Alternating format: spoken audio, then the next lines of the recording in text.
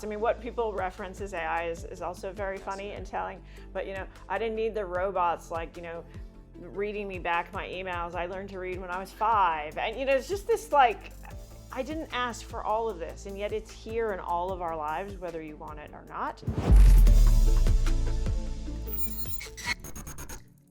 This is Evan Shapiro, your media cartographer. Welcome back to Big Data Brains. We've got Jenna Lauer, Chief Commercial Officer of Harris Poll. Yeah. I have to say, I don't know if you get this a lot. I am a big fan of Harris Poll. I am an avid user. You're the big data nerd. Can I call you that? Yeah, you can. You got really excited a minute ago when we were talking about AI. So, yeah, it's thank you for being a fan. I also am a fan. And a lot of people are. It's a 70-year-old company, actually. It is. And I think it's, I like to call it the voice of reason in polling. Okay. It's, I think, most notably connected to politics, because that's usually when we pay attention to polling. But you pay attention to all different consumer relationships to things. Yeah. To the news, to politics, to sports. You did a big poll on the World Cup. Mm-hmm. It seems like people like soccer. It turns out there's football. There's this.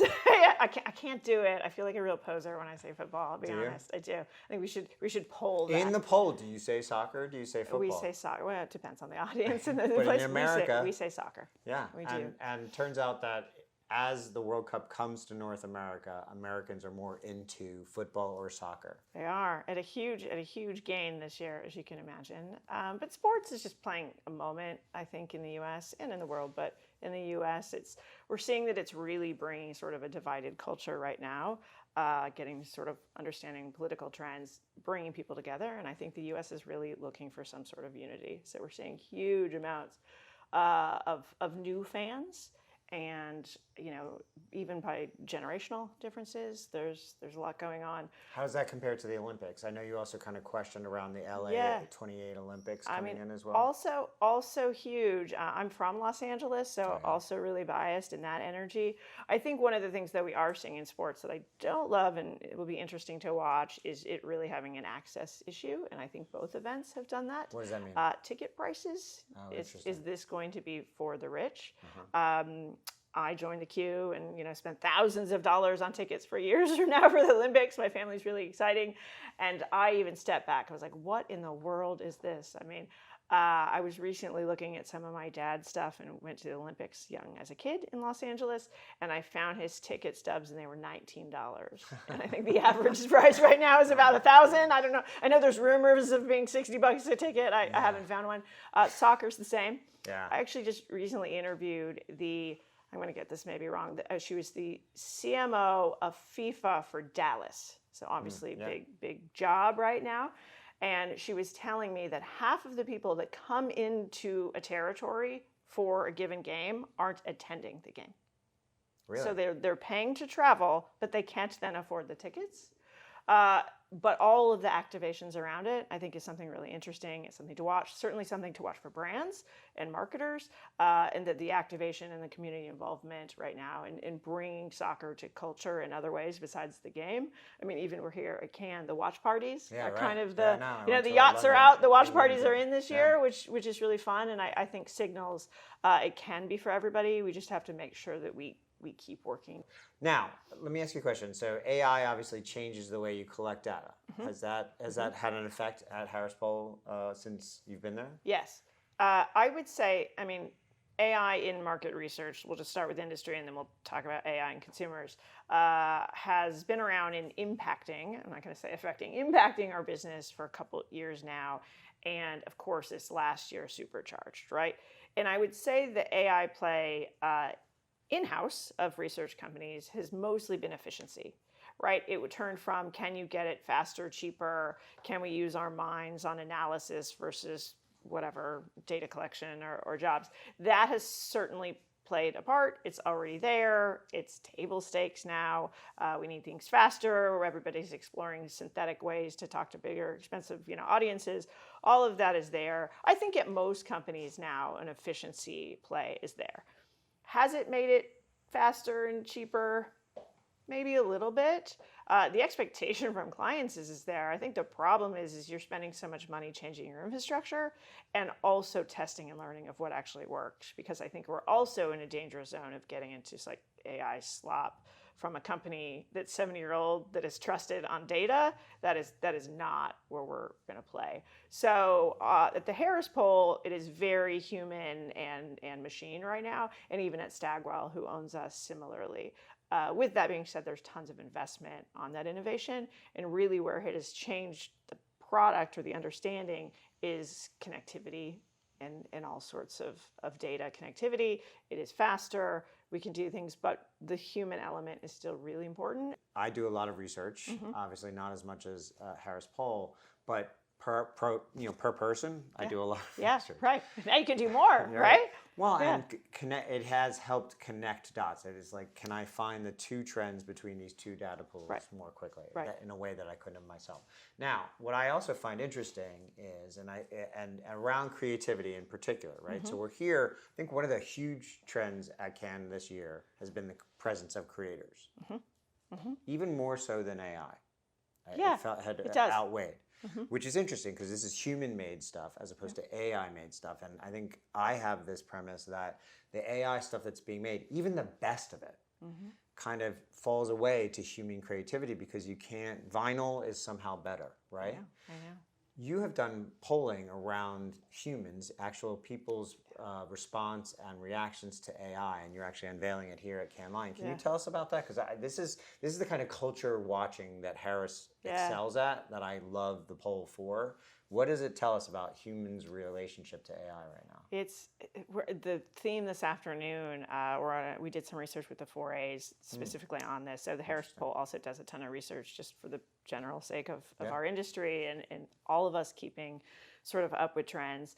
And the theme of it is nobody asked for this, which sounds really depressing. We're like, that's people's reaction to AI is like, why? Yes, the general consumers population, whether you're customers or just us, right? I mean, there's some quotes. There was a bunch of obviously quantitative and qualitative research, but there's some quotes that were like, I don't need AI, and they call it the AI or the robots. I mean, what people reference as AI is also very funny and telling. But I didn't need the robots like reading me back my emails. I learned to read when I was 5, and it's just this like, I didn't ask for all of this, and yet it's here in all of our lives, whether you want it or not. And listen, there's some people that are very pro. I mean, this is game changing, right? Of course. And we're all using it in parts of your life. You just said, I mean, I've been doing research now. And right now, if you ask me a topic, I could send you stuff over in an hour because I have something pulling it together of 70 years of data. But what is sneaking up is really an invasion of people's lives. And I think going back to creators, and you said vinyl, I think the fact that magazines are back. Magazines, hard copy magazines. And the trends of what people are doing, and I think a huge Cannes theme this year is in real life. I mean, just literally getting back to the basics, going to concerts where you don't have your phone. And I went to a dealer meeting for a huge car manufacturer. There were 700 auto dealers. They locked their phones up. I mean, these guys were going nuts. They were like, and then it was really calming that we can just go back to having a conversations, what creativity brings back. So it'll be interesting to watch this. I need it. I use it with. Well, let me double click on two different trends there. So the first is to go a little deeper on the reaction to AI. When it comes to AI generated content, did you ask specifically around that and consumers' reaction to that? Yeah, and advertisers were literally the lowest on the list. Really? The least trusted source. It starts with who do you trust in getting information, and it's of course friends and family, and then you name the thing, and it's advertisers. Advertisers are the least. And I think again, and this we did a lot of work on media and streaming, and why people are really interested in sort of marketers have to earn their content viewing now, right? We are watching things with intention. We are picking what we do with intention, which I think is why creators are more of a source and trust, and it's here because it's authentic and it's real and it's human connection, right? This right now is a real conversation. We have stats. We have we'll see. I am AI. Yeah. Oh no, you're the robot. I am the robot. So I think again they're picking their time wisely, and they're leaning back a little bit on nostalgia, which feels good because it's just all a little much, I think, is the general consensus. Well, and so let me ask that, is that another trend you've seen? I do have a sense that even with Gen Z and younger and Gen A, that the IRL stuff, and you see it actually in the data, the live performance attendance is way up, right? Concerts is you're seeing it. You're right. Travel right now for concerts, I mean, is outweighing almost like business travel for some people. I mean, it's crazy. Is that pent up from COVID still coming back, or is this just a reaction to? I think the point you may have been making is a reaction to all this technology, the invasion of technology, and maybe into both. our lives. Maybe those piled, right? I was locked up for a couple of years, and then I got back, and like the robots were doing everything. Like maybe it's both of those. But people are absolutely getting back out.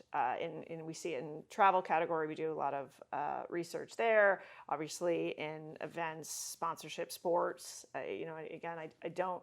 Yes, does it help that the World Cup is here? We see this, but a lot of the Harris Poll work is global, of course, and we are seeing global sort of back to the roots. What I like to do is collect data points from all over the world, right? To figure out the trajectory of things based on 1,000 points of light to a certain extent. One of the things we talked about was the 70 years of data that you have, right? And then you look at AI. I think people think, well, AI is a thing. It does a thing. Yeah. No, AI does anything that you ask it to a certain extent. And the worse information you give that AI, the worse it will perform. Yes. 70 years of data, you could have the best AI infrastructure at Harris Poll in the whole world. If the data wasn't sound to begin with, yes, that's the slop. The AI would be terrible. It actually would make it worse, not even better. So that gives you an understanding of where things are headed, and all those different polls across all these different disciplines gives you more than gives you 1 million points of light. 70 years of it. What do you see of interest?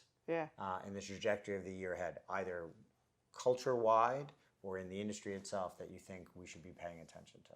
Yeah, I think the younger generation you mentioned earlier is really interesting, and I'm going to go really young also. So we've done a lot of research looking at kids or parents and the impact probably of COVID, but also just sort of helicopter parenting or whatever it may be. The amount of children who have not, built a fort in their own yard or been allowed to like walk in a grocery store aisle by themselves and so as we've created this sort of digital parenting, and I'm a parent, I mean we've all done these things where it's easier to give your kid a tablet or they beg for it or whatever it may be, and you think you're keeping them safe. You're almost over parenting of don't go out there, the world is unsafe, and then now we've locked them. So I think it's going to be really interesting to watch our youth and where they're going.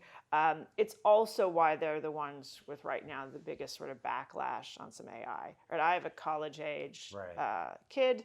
He's as woke as they come, to be honest, and he's a film student. So like AI to him, he can barely have the conversation. I find myself trying to parent him of you're really actually going to have to accept this in some way. It is here. And this is a 20-year-old who knows far more than I do about anything technology moving ahead. So I think it'll be really interesting to watch our youth and what we're going to do about that. Because I think there's been some missteps as parents. Yeah, there was a data point I think in that same survey that very few had touched a sharp knife. Yes. And I went, well, why is that a bad thing? And then I thought about my own youth and a pen knife. I had a pen knife that I was obsessed with actually, and I would go out and build a fort or carve things, start a fire or whatever it was. And I think one of the things Gen X loves to talk about itself, we used to drink out of the hose. And I say that, and my daughter's like, what? Right. First of all, what's a hose? Now you come here. You're like anywhere. Like should I even drink out of the faucet in the kitchen? Exactly. Right. But the ability, a little dirt on your hands does make you immune to certain things. Yes. And we have lost that. I think touching grass, putting down the glass and touching grass. I do think that's why you're seeing Gen A, Gen Z really strive for that. So that's a really good insight. And let's see where that goes in the year ahead. Hopefully we'll both be back here. Yeah. and we can compare notes then. It was really great to meet you. too. I am a You too. huge fan. Thank you. We Thanks so much. appreciate that.